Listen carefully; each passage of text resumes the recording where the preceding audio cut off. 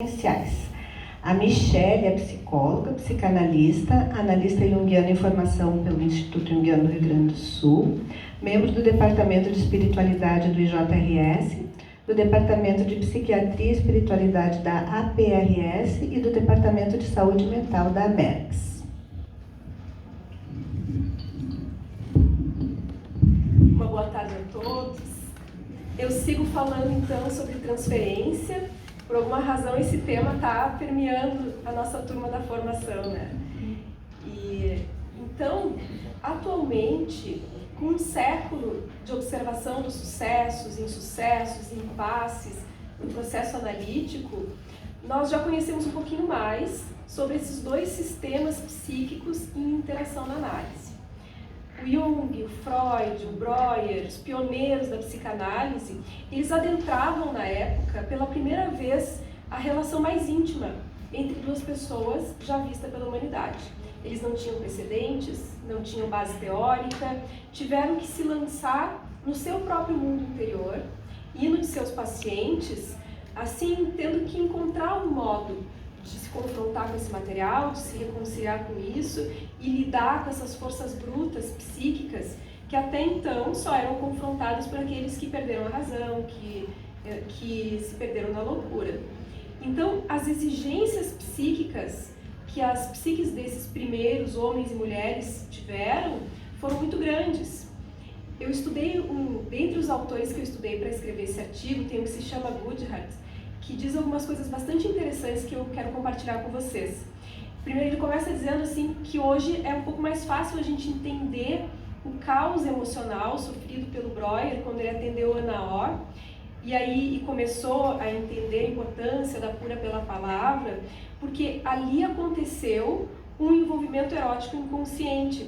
Ela se tornou uma substituta inconsciente da mãe, que ele tinha perdido há muito tempo, e ele, por sua vez, tinha se tornado um substituto inconsciente para o pai, que ela tinha perdido há pouco tempo. Então eles acabaram ocupando esses lugares inconscientemente um para o outro e acabaram fazendo uma mistura no atendimento que acabou fracassando, né? Teve uma intoxicação, vamos dizer assim, por esses elementos internos, e aí acaba que eles tiveram uma relação amorosa disfarçada de terapia, como uma artimanha dos seus inconscientes. Ele, quando se dá conta, ele foge, e a Ana O acaba tendo que ficar numa internação psiquiátrica para desintoxicar da morfina que ele ministrava para ela, e depois acaba passando o resto da vida solteira e auxiliando mulheres vítimas de abuso e de exploração. O Freud, quando então está nessa época começando a desenvolver o seu trabalho, ele fica horrorizado com o desfecho que essa situação tem, mas ao mesmo tempo percebe que a cura pela palavra tem também um grande potencial. Só que aí ele começa a se adentrar nesse mundo com uma certa cautela, percebendo esse caldeirão de emoções envolvidos, essas imagens primitivas que vinham à tona, e ele encontrou a solução mantendo um distanciamento. E depois a gente vai ver então toda a psicanálise se utilizando da neurose de transferência e de uma neutralidade excessiva como parte da técnica. Então tem todo um distanciamento que muitos pacientes hoje chegam até criticando assim, meu Deus, mas o analista que eu tinha antes, que era de outra linha teórica, não dizia nada, não sei o que é parte da técnica, né? E que vem lá dos primórdios, quando Freud criou, então, esse distanciamento como uma medida para lidar com a transferência, que estava, então, recém desenvolvendo, inclusive, esse termo.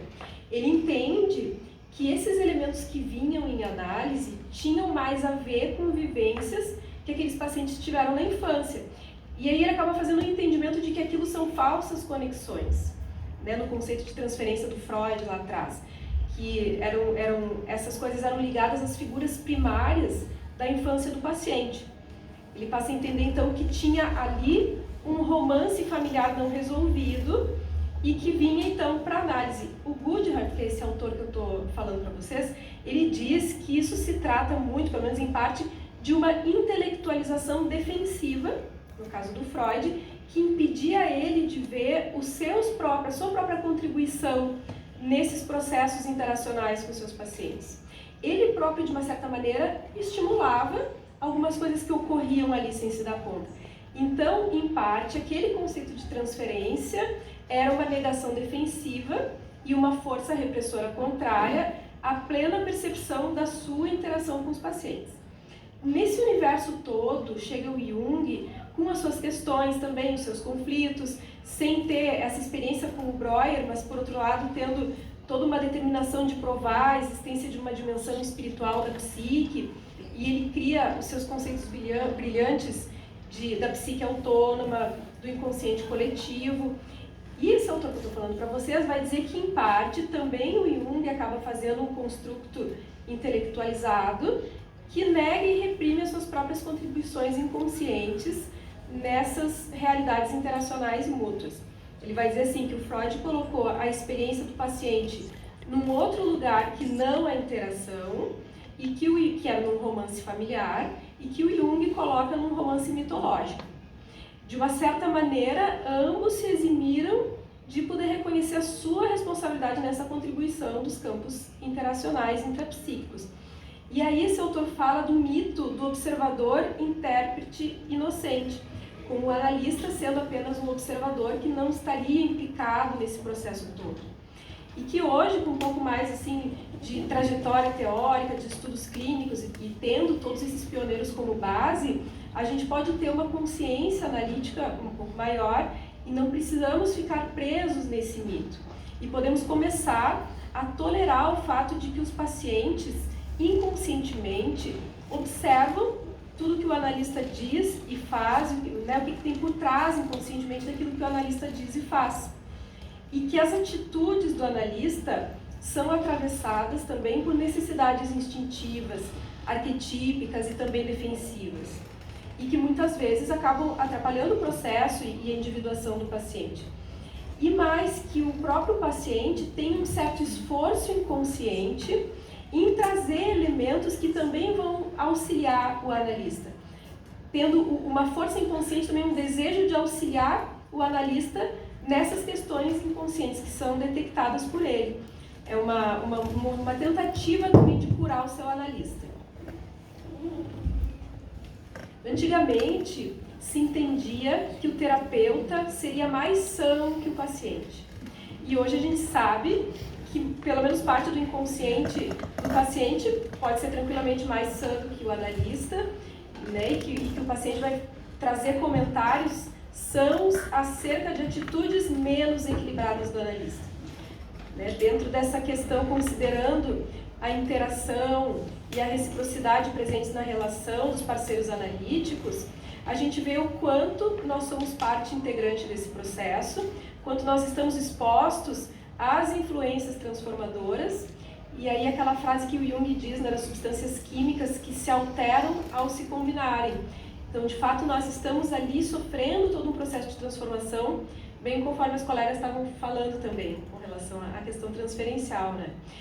Então, isso requer do terapeuta, além de uma consciência bem treinada, uma disposição de conviver com esse processo de estar expondo muitas vezes as nossas fraquezas, que são desagradáveis, e aí o terapeuta se relaciona com outro sistema psíquico, não só para perguntar, mas também para responder, para pensar junto, não mais como superior, mas como alguém que vivencia junto. Dito isso, me parece que talvez a contribuição mais fascinante, no ponto de vista que a psicologia analítica do Jung traz acerca das questões transferenciais, é o seu aspecto teleológico. A projeção de um elemento ainda não conhecido, que está além do retorno do reprimido, sem deixar de levar em consideração também o método redutivo da psicanálise, com ênfase na causalidade, na história remota do paciente. O Jung traz essa visão do processo de individuação e se ocupa dos processos prospectivos da psique, com ênfase na transformação. Então, o método sintético ou construtivo permite encarar os símbolos inconscientes como antecipações de um desenvolvimento progressivo rumo a uma nova atitude. Então, esse elemento assim, de captar isso que já está operando uma transformação antes que ela mesma aconteça, e essa visão desse processo que está sendo conduzido, né? Então, nesse sentido, na análise junguiana, nós nos ocupamos mais com o propósito, com o significado, do que com a causa das projeções, considerando também os aspectos do inconsciente coletivo ali presentes, que são as sementes do desenvolvimento futuro, que são levadas à atenção da consciência e que vão sendo então gradualmente integradas a ela. Esse modelo do funcionamento psíquico sugere uma atitude diferente com a transferência, e isso tem implicações não só teóricas, mas especialmente na prática clínica. E é importante lembrar nesse sentido também a distinção que existe entre transferência pessoal e arquetípica. A transferência pessoal, então, provindo das experiências pessoais do paciente, e as arquetípicas das estruturas impessoais da psique. As imagens que vêm numa e noutra situação são qualitativamente diferentes. Aí esses novos conteúdos que são vivenciados nas projeções vão mostrando também esse processo de individuação que está ativado por trás da transferência. Através dela, pontes são criadas entre passado e futuro, entre as partes cindidas da psique, entre o consciente e o inconsciente, entre fantasia e realidade. A inclusão da dimensão arquetípica na compreensão desses processos psíquicos mostra um diferencial também na psicologia do Jung, né? E passa a se considerar as camadas culturais e coletivas que influenciam as interações intrapsíquica e interpessoal. Eu fico pensando, a gente vai escrevendo os trabalhos, um colega não sabe o que o outro está escrevendo, e quando vê a gente está tecendo coisas que vão se complementando conforme a gente está aqui na hora da apresentação, né? Toda essa influência dessa camada coletiva que diz respeito também às nossas construções individuais. Então, no nível pessoal, momentos emergentes na análise podem ser compreendidos como momentos de encontro e também como constelação da função transcendente.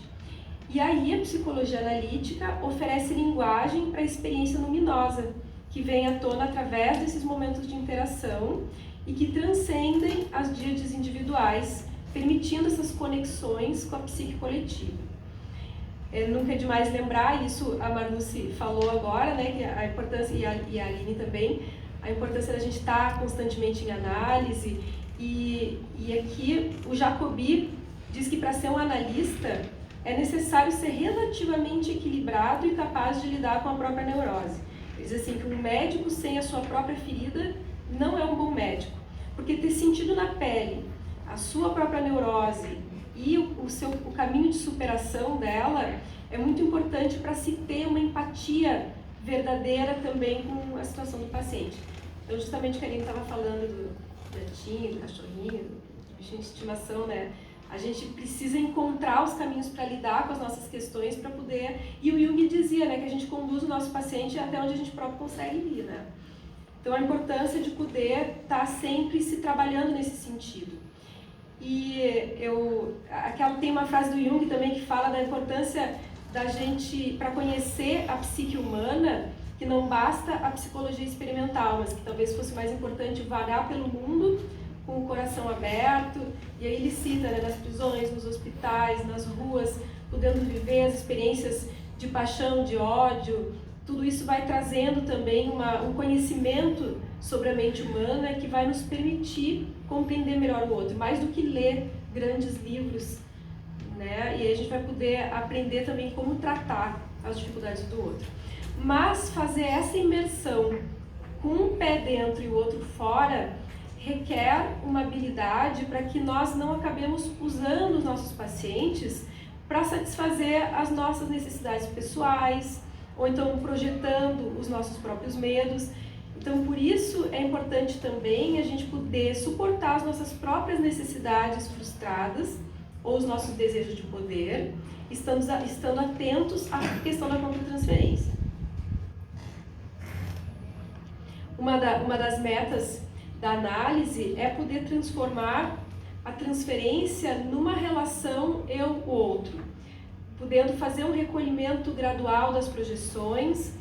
E nós não podemos esquecer o quanto a relação analítica difere de uma relação outra qualquer, porque tem uma finalidade que é de estabelecer justamente um relacionamento entre consciente e inconsciente. E a presença do analista com toda a sua humanidade é um instrumento a serviço do si mesmo E por isso a importância de se estar consciente dessa responsabilidade.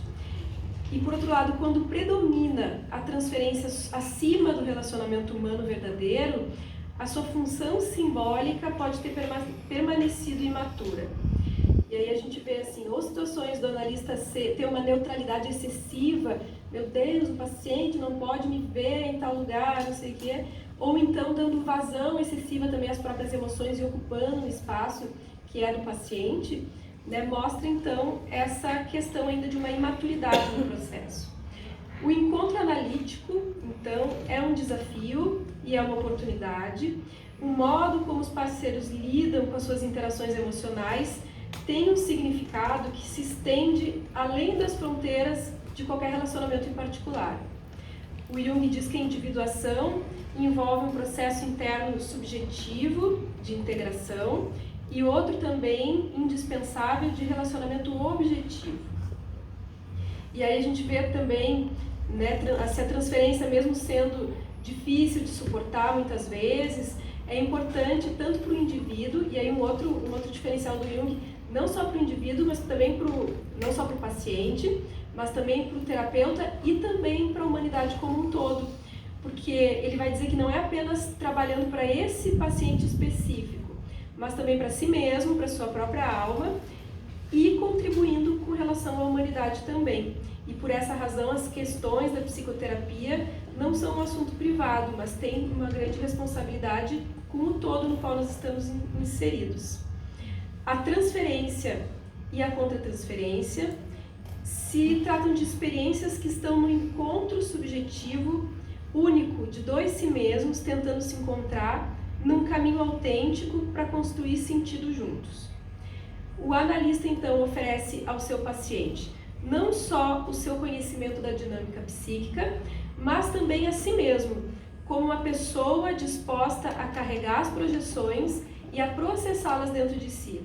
E a partir dessas operações complexas, o paciente pode passar a conhecer os personagens que o habitam, a se relacionar com esses personagens e também aumentar a sua capacidade de relação com os demais seres humanos.